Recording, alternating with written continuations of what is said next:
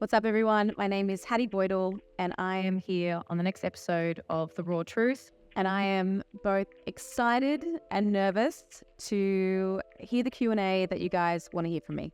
Okay, so the first question is from a female, and she said, I'm 32 and really just got started getting into fitness a year ago. Am I too old to compete? That's actually a frequently asked question I get. Am I too old to start my fitness journey, or am I too old to compete? And I think of 32 as still so young. So I don't think you're too old to compete. But what I will say is starting to compete after just 1 year of getting into fitness is far too early. Most people really underestimate the intensity, the effort, the load that the body has to take mentally and physically, and I'd also say spiritually, to handle a competition prep. You need to build your body first. You need to build your habits first. You need to build a really solid relationship with yourself first before competing comes along. Like, competing is like the icing on the cake. I'm not saying don't do it. I'm saying go for it, but give yourself at least 3 years in the game of tracking your nutrition, going into a building phase and loving yourself in a building phase, having really good habits and behaviors with yourself, your food, your training before and after in a competition, because it's not just the competition part. It is what happens after a competition that is incredibly important, and most people break after the show. So there's, a lot of impressive qualities that go into competing, which I love myself. Something I will say is discipline is the bare minimum requirement that is needed for a comp prep, and hard work is the entry form. We need those things, but we need those things for an extended period of time. And I think where a lot of people rob themselves, I can mostly speak for females. One, I'm a female, I've done it myself, and I only work with females, is that the bread and butter of building our bodies and building our relationship with ourselves is done in the building phase, is done where we are uncomfortable. We learn so much more about ourselves through these fantastic phases, and it's there that we build our bodies. The cut is the exciting thing on the end. And so if we can still put the same amount of intensity and intent into the building phase as we do when we're cutting, one, you're going to enjoy yourself so much more, but you're going to build an incredible physique for stage and be able to have longevity with your body and your habits in the long term. All right, guys, just a little FYI, we have some crazy construction happening here at the Raw HQ because they're building something amazing. So if you hear it in the background, I apologize. I try not to get distracted, but there's a little bit of noise going on while we're filming this episode. Okay, next question. Are you single? No, I am not single. I am very happily in an amazing relationship with someone. How do you handle menstruational cycles with training? It's tough for me. Yeah, so obviously the female menstrual cycle, we have similarities and we have differences. And, I'm pretty lucky with my menstrual cycle that I barely even know it's there. However, that's not the common theme for a lot of females. And you can be responsive to your menstrual cycle, which I think is really important. And in order to be responsive to your menstrual cycle, I highly recommend that you do track your menstrual cycle. There's some amazing apps that you can use on your phone. And what you want to start to do is track your symptoms, okay? Things like your cravings, your energy levels, fatigue, recovery, when you're hungry, when you're not, and how long your cycle is. So we have two different phases that happen in the menstrual cycle. We have the follicular phase, which is in the first kind of half of our menstrual cycle before ovulation. And then we have the luteal phase in the second part. And you can break them up into two different parts as well. So you've got the early follicular and the late follicular. Then you have ovulation in the middle. And then you have early luteal and late luteal. And for some women may experience that increased PMS kind of symptoms, a lot of water retention, cravings, moody, and they feel like they don't feel like training very often, or when they go into the gym, they feel really sluggish. And that is because we have a hormonal change throughout our cycle, and progesterone changes the way we feel. It also changes the way we handle carbohydrates. So if you were someone in that late luteal phase, could be the 5 to 7 days out from your menstrual cycle, your menses, when you bleed, and you're feeling pretty crap, to be honest, I would actually recommend dropping your training back, to maybe 3 or 4 days a week. And that's not a PB week. That's a week where you go in and you go through the motions and you work as hard as what your body wants to give you. Okay. And I say that because exercise is what's going to keep you insulin sensitive. So it's good for carbohydrates. It's going to help you be responsive to carbohydrates. It is going to make you feel a little bit better. It's going to make you feel a little bit energized, regardless of how you might feel when you walk in initially. We all have those moments. But it's not a week where you're going to be going for gold. And you might use that week, as I like to say, a get to know your program week. You might use that second or that late luteal phase as week 1 of your program, where you're not going to be a champion that week, but you're going in and you're going through the motions and you're learning a new program. And then you're going to allow yourself the coming weeks to progress from there. Or you might feel like some low, slow, steady cardio might be the best thing for you. But I do highly recommend that every female track their cycle so you can be responsive to your symptoms, not reactive, and you can learn to work with your physiology and not against it. So I don't know, this is something I've done in the past, is I'll be so upset with myself that I don't feel like Superwoman. And I'm wondering why the weights aren't moving the way they should, and I beat myself up for it. That's not the best way to go about it. I didn't know about my menstrual cycle enough to make, informed decisions. But by tracking your cycle and becoming educated around the different cycles of our menstrual cycle, the different hormones that are present, we can learn to make informed decisions and we can learn to work with ourselves. What's something after bodybuilding that you want to accomplish? My ultimate goal is to continue to be an educator and a motivational speaker. So once I've once I've finished my time with bodybuilding, I would love to still be able to help people, educate women on how to be the best versions of themselves, motivate people to, I guess, learn self-mastery and live a life of greatness and not be mediocre, and to, I guess, help people understand how important their choices are and how powerful they are as a human being and how that will determine how their life is. So that's like I would say actually that's my biggest pull in life, is to educate and motivate people. The bodybuilding is just a hobby that I've learned to be really good at. Yeah. What do you like or appreciate most about Raw Nutrition? I would say family and community is something that when I came to the Raw event a couple of months ago, I always knew it was like that, but to see it and to witness how much Raw do for the people that support them was just incredible. They didn't do anything half-assed. There was just so much love and respect, and the culture of the ground up is something that is very important to me. I love seeing people work hard.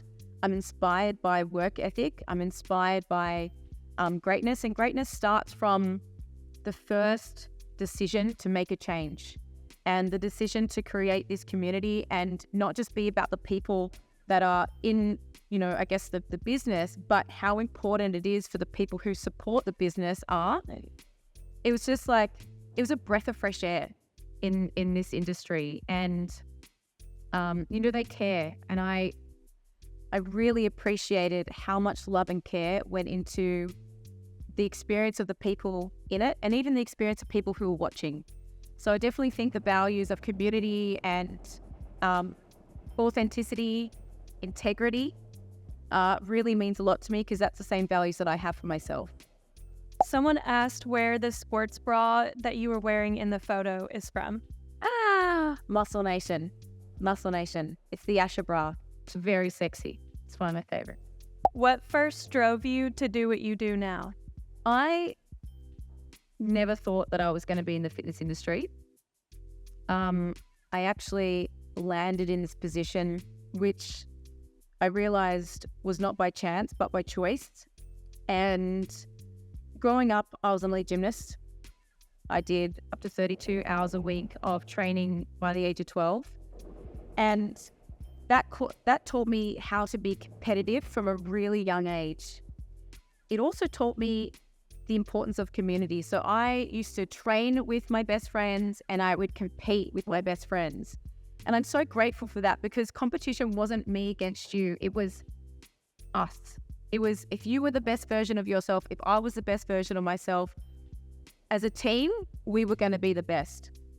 And I translated my business model off that.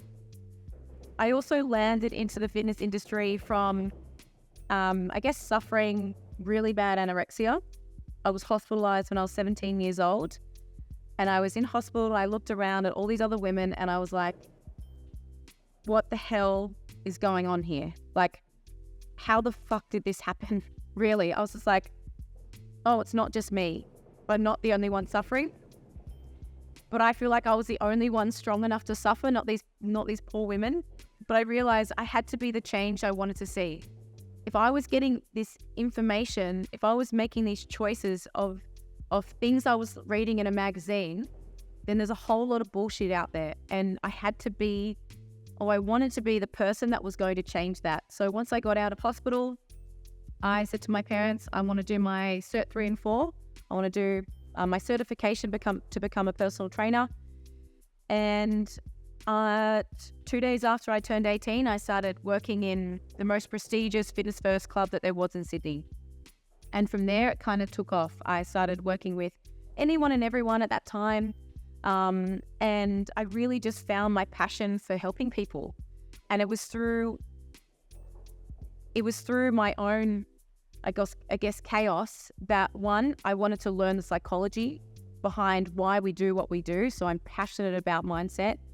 I also realized my mindset is the most powerful tool I'll ever get to use. So I better learn how to use it well.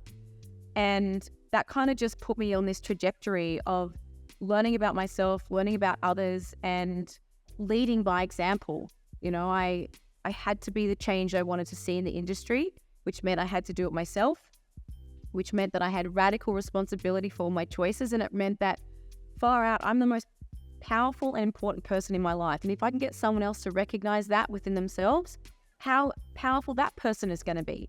If we all recognize how important our choices are and that they make an impact on the other side, it will really make us think twice about what we say and what we do and who we spend our time with. You know, that's why community is so important. That's why what the people at the top or the leaders in Raw do, because there are other people going to do that. You know, I look at the people that I get to spend my time with and I'm so inspired by them. I am inspired by their success. I'm driven by their success. It's not me against you, it's us. Right? And that's if we think of the global community, it's us. Think about the choices that we make, because it makes an impact on the person next to us. And then, I think leadership's so important. I think learning to love ourselves is even more important, because I think it will change, the energy of the community as a whole, of the world. Gone a bit down a rabbit hole, but that's kind of like where I started. It really started from pain, but pain showed me that pain is limiting. Pain has a ceiling. Love doesn't. Love just grows. And so if we can learn to, it sounds cliche, learn to love yourself, we can't fully love until we love ourselves, right? Because then we don't learn compassion. And, I'm grateful for the hardest moments in my life, because they obviously put me where I am today, and I couldn't ask for a better position than where I am now. What does a perfect day look like for you? Perfect day, my honest opinion. Wake up at 6 a.m. and my partner wake up with me. Sometimes he's like a little bear, I gotta poke him. and do a sunrise walk. Sunrise walk, coffee, game of chess, come home, breakfast, a little bit of work, train, come home, go for a swim, eat, and then I enjoy working for the rest of the afternoon and then do a sunset walk. And then just kind of hang out. I love hanging out on the couch with my dog, my partner. And honestly, that feels like a perfect day for me. 3 reasons not to become a fitness athlete. This is actually a really great question. And 3 reasons not to become a fitness athlete. I don't think if you don't have a great relationship with yourself, you're going to be consumed by how you look all the time. You know, for a long time in my early career, I was very consumed with how I looked, and it was exhausting. I think that being a fitness model now, I kind of think like I don't even really see myself as a fitness model, even though I am. I would consider myself more of a role model because I'm a business person, I'm an educator, I'm a spokesmodel for brands that I am passionate about. I'm a spokesmodel for relationship with self, and I feel like for a lot of people that go into this industry, it's so consuming by the way they look, and if you're only going to be consumed with the way you look, you're going to be pretty miserable. So one reason not to be a fitness model is if you are just consumed by the way you look, you're going to be absolutely miserable. You're not going to impact the world in any way. You're not going to serve others. Another one is if you're not willing to be disciplined for the rest of your life, you're not going to be a good fitness model. Like a saying that I always say is freedom requires a different type of discipline. If you want to look a certain way, you bet you need discipline. You bet I track my nutrition. I make informed decisions about my nutrition. I show up to the gym when I don't feel like it. I get my cardio done. I do my steps. I say no to a lot of social events. I don't drink myself silly on the weekends. There is a requirement that you need, a level of discipline that you need to be a fitness model 24/7, 365 days a year. And if you don't have that, it's not gonna be cut out for you, right?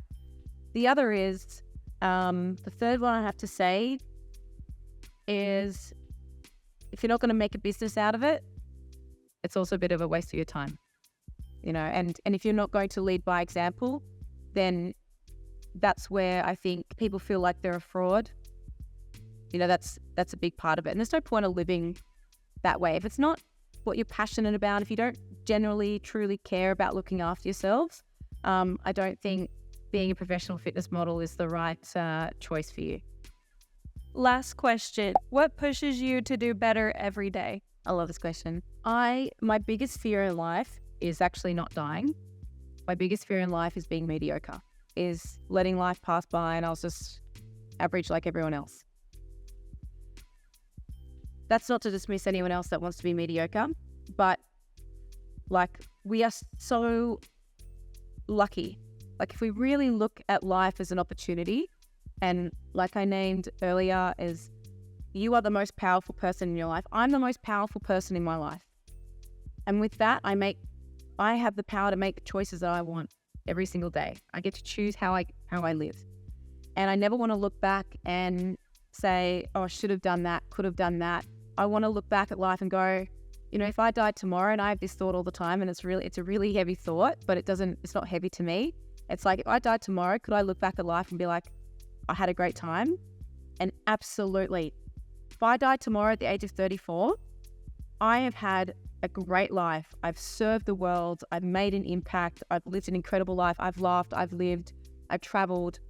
I've helped others. I've really done something great in the world. And that was because I chose to do that. I chose to work hard every day. I chose to spend my time around influential people. I chose to be inspired. We have to be open to be inspired by someone. And I'm grateful that I chose to do that. I had some really tough times like everyone does in their life, but I didn't go, oh, poor me. I was like, what am I going to do about it? Actually, my mindset is the most powerful thing I own. and I can train it to do anything. I can train my body to do anything. What am I going to do about it? Like, it's actually the most exciting thing that we can do. If you're sitting here thinking, oh, poor me, I've had this, it's like, snap yourself out of it. Like, you can make the choice to change right in this very moment. You could completely unfollow people that are unmotivating to you. You can choose your friendship group. You can start going to places that motivate you. Get to the gym. Change your food choices. Reach out to someone for help, right? Stop working at a job that you're not happy with. We all have the ability to make those changes. You are so powerful. And if you can remind yourself of that, you will change your life. Like, anyone can do that. And I choose to live a life of greatness. I choose to just lean into fear and look back and go, I did the really scary thing and I learned some lessons, and maybe I failed at the time, but I never really failed because I'm just going to do better next time. So I don't fear dying, but I definitely fear being mediocre. And that is why I've always pushed for greatness, for self-mastery. Okay, this is a mook question. Do you have any pre-workout rituals that are weird or odd, or post ones that are weird or odd? It's not that I have weird rituals, but let's say I start my session and I'm doing a deadlift or a squat on the platform. As soon as I start that session, if I walk around the right side to get to the bar, the rest of the training session has to be around that right side. I can't go right, left, right. It's got to, so even if I've got to like step over 1,000 things to get to the bar, if that's the way I've started, that's the way I've started. I have to do it that time. I also will put the same music on in the car that I'm going to listen to when I'm training. So I just like, it's almost like I arouse my nervous system, like ready for the lifting session.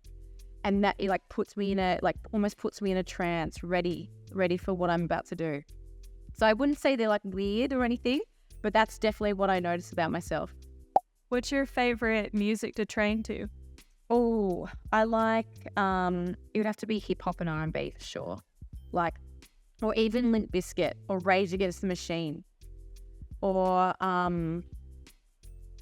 Tara Reid, my boyfriend's got me into. And anything that's like just a bit grungy and you hear it. If I'm in the car and I hear like a Limp Bizkit song or a song that I've lifted to, my heart rate just starts to like beat out of my chest, and I'm just sitting there in the car. And I'm like, my body's so attuned to this music that I've listened to so many times for personal best that my whole nervous system just gets fired up. So, and it really annoys me when there's rap music on at the gym because I don't wear headphones. So I have to pray that the music is going to be good that day. Otherwise I get like kind of agitated, especially if I'm about to go for a big lift and they put like something slow and I'm like, do they not know what's about to happen? Yeah. Okay, so what is your favorite song for like your personal best in the gym? Like you're going to turn it on if you're going to hit a PR.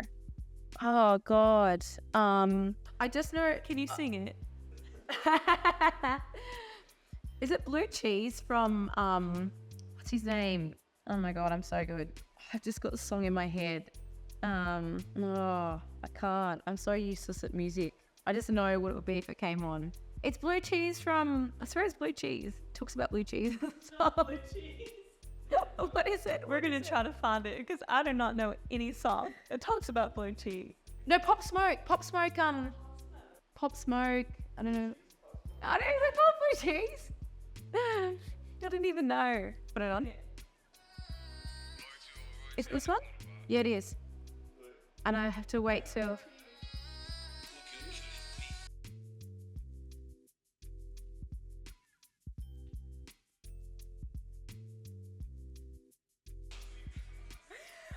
Whenever that plays, I'm like, shit is about to go down. I'm about to rip this thing.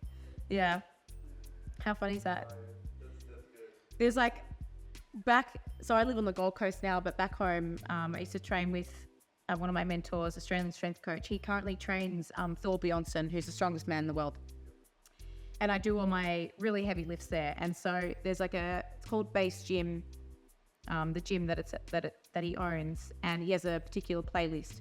So it's like rinse and repeat every time. And normally I think, oh, I've been listening to this music for like, 5-6 years, but because I associate it with training or heavy lifting, so I don't get sick of it. It's kind of it almost just like, it pairs me to the work that I've got to do in front of me, which is really interesting. So yeah, if I'm just sitting in the car and I hear anything that's from that playlist, I can't just cruise, like sit there and just be like, oh, I like this song. It's like, oh my God, my whole nervous system just gets thrown upside down.